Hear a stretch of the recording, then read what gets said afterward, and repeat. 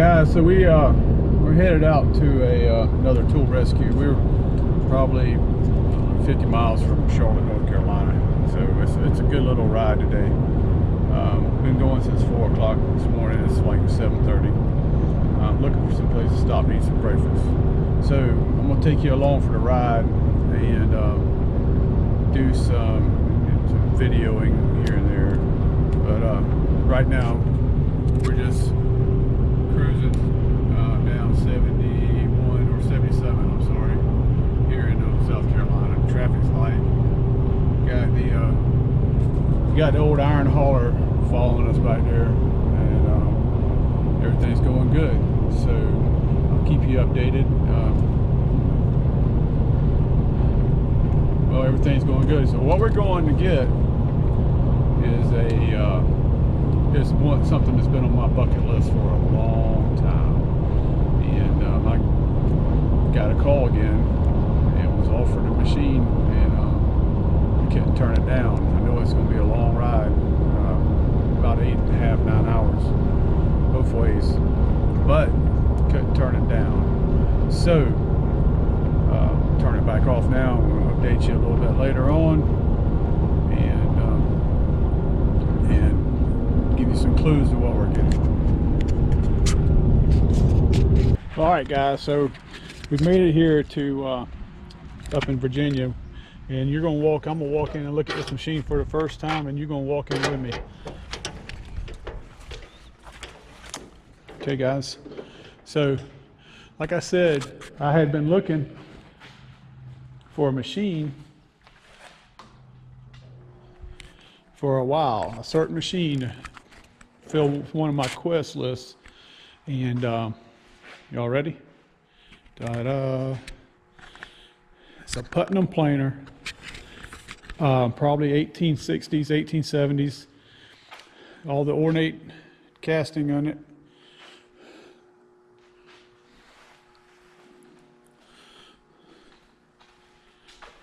Needs a little work, but it's in pretty good condition, it looks like. It's been stored in here since the 60s. And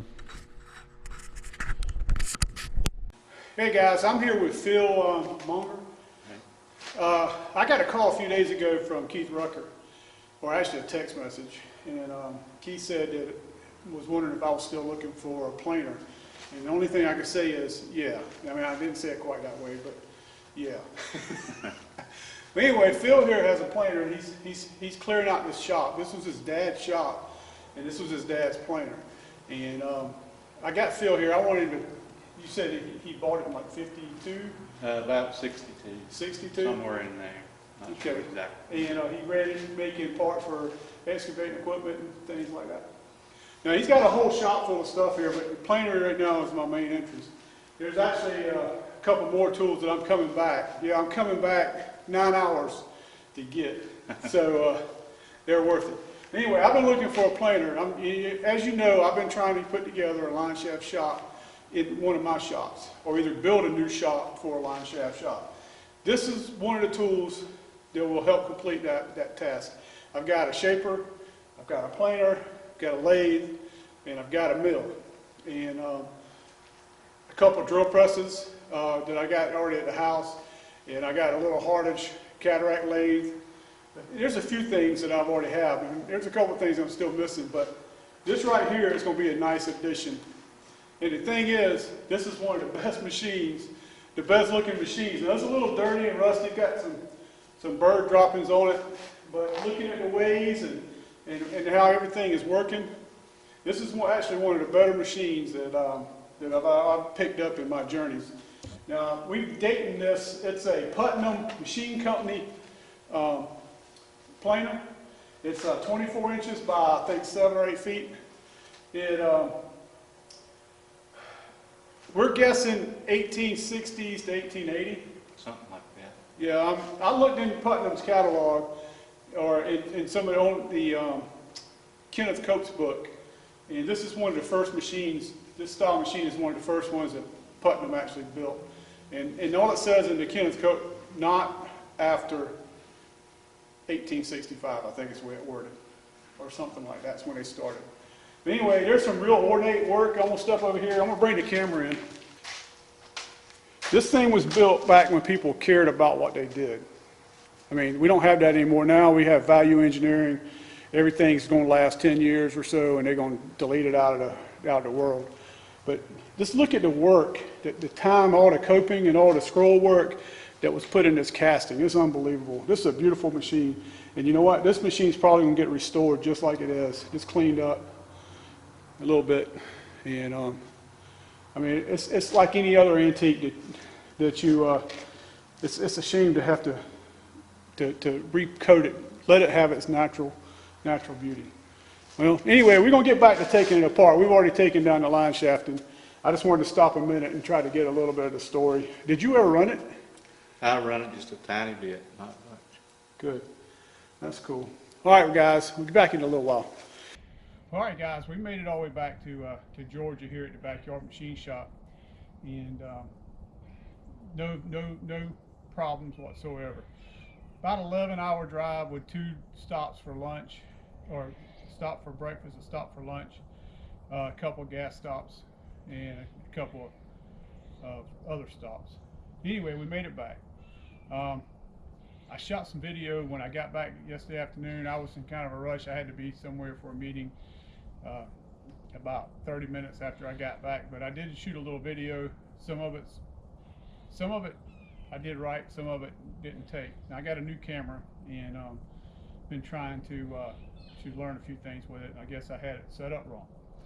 So what we're going to do is I'm just going to grab the camera here, and we're going to kind of look over the machine a little bit. We're going to look it over. I'm going to grab the new camera, and we're going to check out its image stabilization features, because I'm gonna walk around with it. So there's some things that after I got it back and I looked at it yesterday, and I'm not sure if I'm seeing what I'm thinking I'm seeing, but you know, as old as the machine is, it's probably got a little bit of wear in it, and I'm not too concerned with that. Everything else looks great. The gears look awesome, and you know, I can't begin to tell you how thrilled I am with this machine. So what we're going to do is I'm going to grab the camera. We're going to come over here and we're going to look at it a little bit closer, and then sometime today I think I'm going to start cleaning it up a little bit before we unload it. So hold on, let me grab the camera.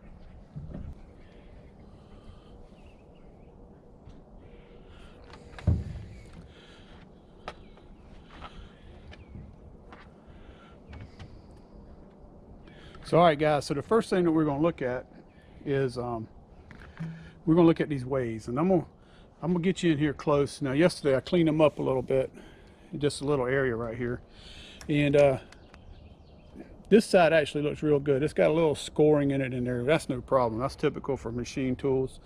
And so anyway, they look really, really good. And I only cleaned up a little bit of it.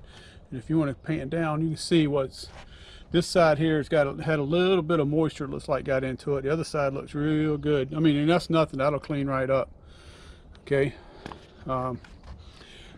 The other side looks like there's a ridge, but I can't tell if that's the grease. You know what? That's what it looks like, is grease built up. But anyway, the ways on that side look pretty good too. Here's a little bit of the chips that I always like uncovering these machines, and you can see the chips that people were making. Kind of tell how they were using it. And speaking of that, look down here. Look at this chip here. This is a nice one. He's taking a pretty healthy cut on whatever he was taking there. And there's a little swirly chip. You know, little finite chips. So he was using the machine pretty heavy at one point, at least on one job. We're going to pan back here now. You know, we still got the ways, And I guess these are like reserves for maybe oil or grease in here. I'll have to figure that out. Then we have the bull gear. Now if you look at the bull gear, there's hardly any wear on that bull gear. And there's a broken tooth. I see one broke tooth back there. I don't know if you can see it, but look right there on that one tooth, but I don't think it'll ever affect anything. If not, we'll fix it. So and then we're going to pan back, and here is the drive gears. And I'm not sure how many people know how the planer works, but you got these pulleys, and you have one rotates. See how the pulley rotates the opposite way, the other pulley the other side. One is for forward, one is for reverse, and then the one in the middle is a neutral pulley for it being out of gear. Let's look at the gears back here. And the pinion gears are the ones that would have the most wear on them. There's a little bit of lash in them there. Because I mean, they get a lot more use than the bull gear. They don't look too bad though. All right, and then you have the shift mechanism right here. You have the shift mechanism right here, and what it does is it shifts your. If you look, there's the whole shift angle, and actually there's a shifter up there. I'll show you that way. All right, so this thing has feeds. You can look at the screw. The screws look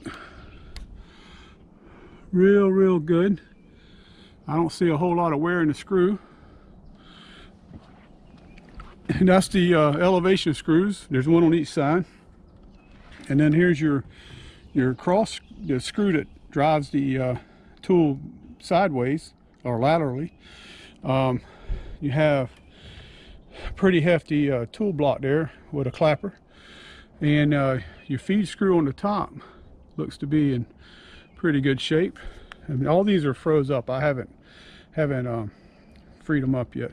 But you have controls from both sides of the machine, hand controls. Oh, you can't forget about this artwork here. I mean, what company does that now? You know, the blocks and the caps. But it's about like a house molding. It's unbelievable. And these are your ways for your elevation. Nice square ways, and they don't look to have too much wear in them.